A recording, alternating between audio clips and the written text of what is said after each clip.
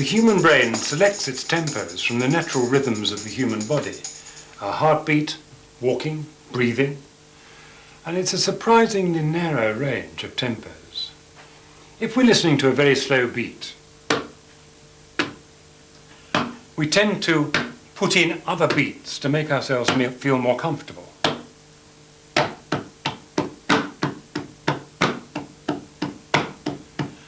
And it becomes more rhythmic to us. Conversely, if we have a very fast rhythm we're listening to, we pare it down and concentrate perhaps on one beat in 4. If we're listening to, that's difficult to hear mentally. So we do.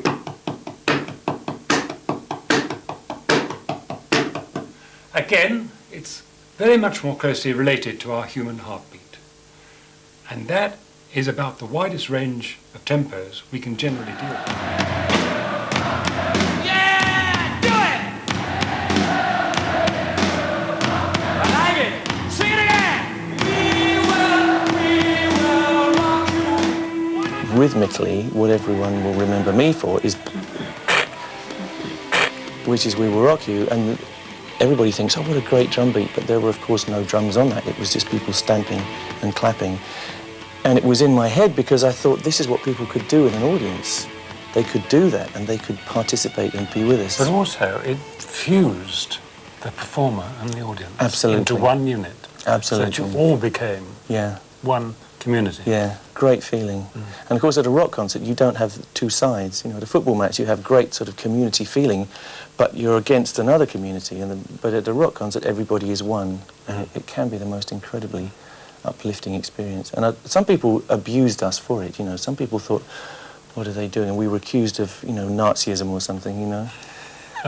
But all I can say is that we were conscious of the power that we had, and it was only used to create this kind of sense of togetherness. Buddy, you're a boy, make a big noise playing in the street. Gotta be a big man someday. A matter on your face, a big disgrace. Kicking your can all over the place. Sing it! The binding aspect of music is to do with the fact that when we're singing a song together or dancing to the same beat on the disco floor or when we're in a football stadium, we're all singing together, we're all one. And it makes this one little unit of the species into a big tribe, and we're part of a bigger thing. And the same thing happens when you're in church singing a hymn. You're all one, communicating. It's not just selfish little me, it's us. And music is about us as opposed to me. Can see now, there's a new revelation. There's power like never before. Claim it, it's yours. Get it, it's yours. As music emphasizes the preacher's sermon at this Pentecostal church in Los Angeles, we can see what to me is one of the most fascinating aspects of rhythm, the way it reflects our need to participate.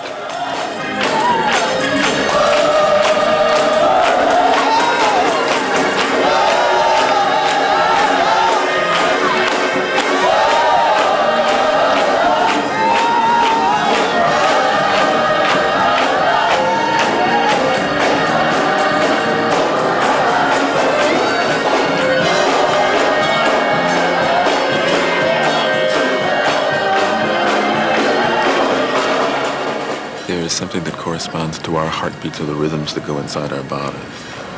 Something that corresponds with maybe the way that we're breathing at that particular moment that coincides, you know, that's with our heartbeat. Say we're breathing 1, 2, and our hearts are going 1, 2, 3 or something, or maybe something that's locks in at that moment and we have to. It's sort of acknowledging what's going on inside of us. We made a lot of records around the end of the 70s into the 80s where the preoccupation right around the industry was beats per minute. It's got to be 120 beats per minute. It has to be 120 or it has to be 130. But it is interesting because that's what people wanted to dance to. And we've always argued with that because it isn't beats per minute that makes people want to dance.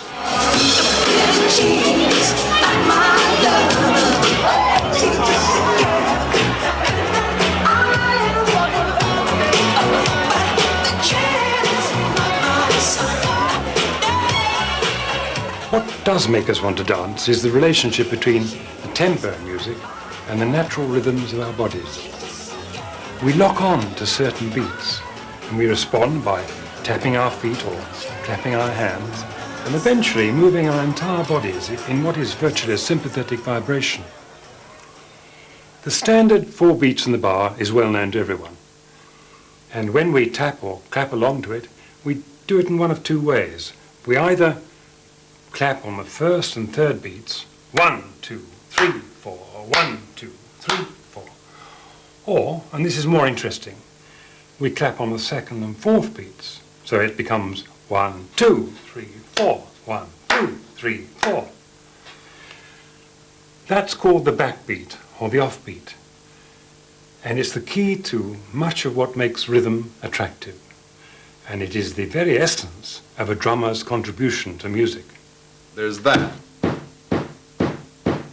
Then there's what's called the backbeat, which is the other half of it, which gives you, instead of going like that, you now go back and forth, which is where the backbeat comes in, which, goes to, which is just a decoration of it. And then the other element is the high part, the 16th notes, which is sort of like in between those 4 on the floor, you have the decoration, which is the 16th note. So in drums, much more fast. yeah, which is much faster.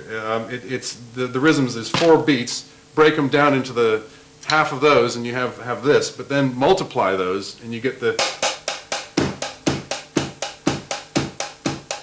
And that has really taken us through all forms of popular music, whether it's reggae. Well, actually, reggae is a separate case. That's the only kind that turns it upside down. But Okay. all pop music, jazz, funk, and now rave music all has that pulse. And the tempo might have changed, and the decorations around it might have changed, but it's still, it's something for people to dance to. Bate forte o tambor, eu quero a tique tique tique tique tá. Bate forte o tambor, eu quero a tique tique tique tique tá. Dance, a social activity that can't exist without music, without rhythm. The complex and intriguing rhythms of the samba allow an elaborate form of self-expression. Faz barulho do nosso Guilmar, as barrancas de terras caídas. Faz barulho do nosso Guilmar, fez o céu, a mata e a terra, uniu os caboclos, construiu amor. Bate forte o tambor, eu quero a tique tique tique tique tá. Bate forte o tambor, eu quero a tique tique tique tique tá. É nessa dança que meu boi balança e o povo... Rio de Janeiro. This for me is all about the rhythm of life. Here, the rhythms of the Latin countries of Europe combine with the drums of Africa to produce a rich rhythmic freedom that is all their own. With a cocktail stirrer on the glass, playing complex rhythms that I could never figure out, that I could never give to a percussion player on a date. Really? It's really complicated. Across the bar, everything, doing things while the band's playing. They're not musicians, they just feel it. You go up on the hillsides there and hear what they're doing with tin cans and just bottles.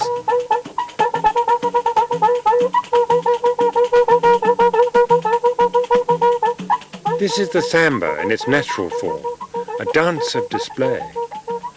The musicians are keeping time for the dancers, but it's intricate. They're sometimes adding beats, and they're sometimes leaving them out.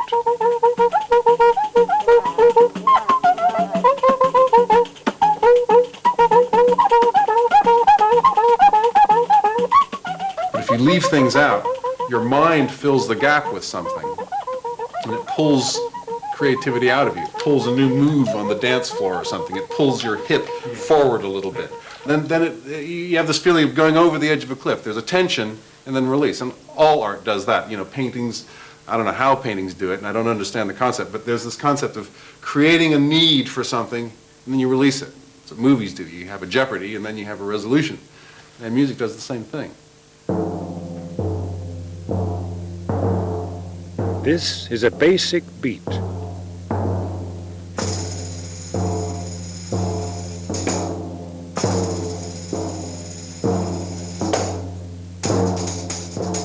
When Ray Cooper embellishes the rhythm on a tambourine, it immediately makes it more interesting, more attractive.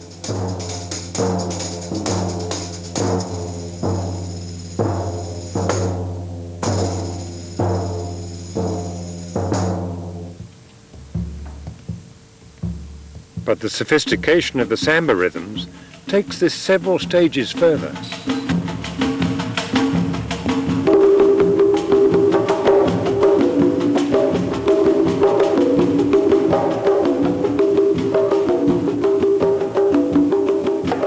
Once again we have a basic beat, but watch how the samba players both fill in and, crucially, leave gaps. You just have to move.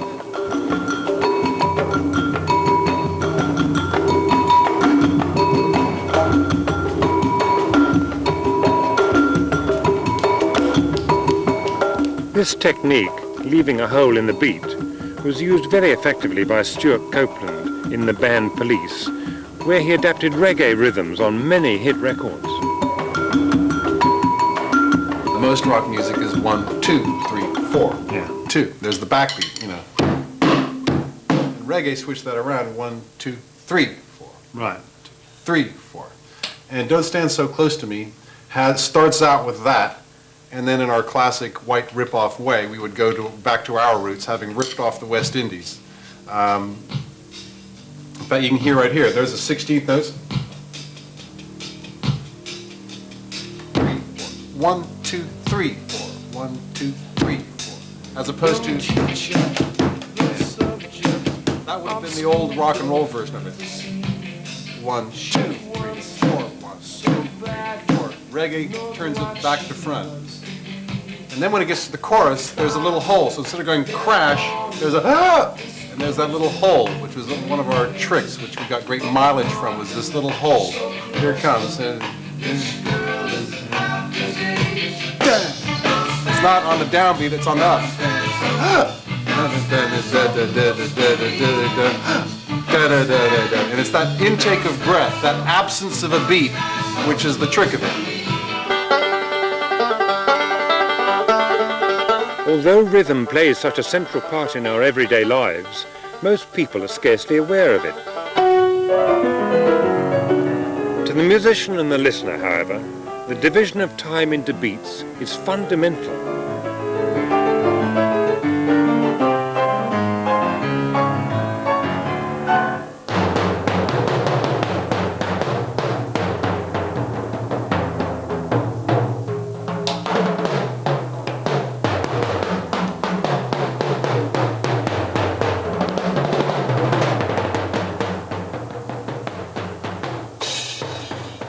The fact is, there's rhythm in everything. The changing of the seasons, the heartbeat, the sound of a woodpecker, walking, dancing, speaking. None of these could exist without rhythm.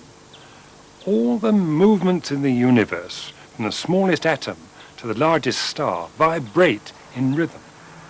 Because in the end, rhythm is the difference between life and death.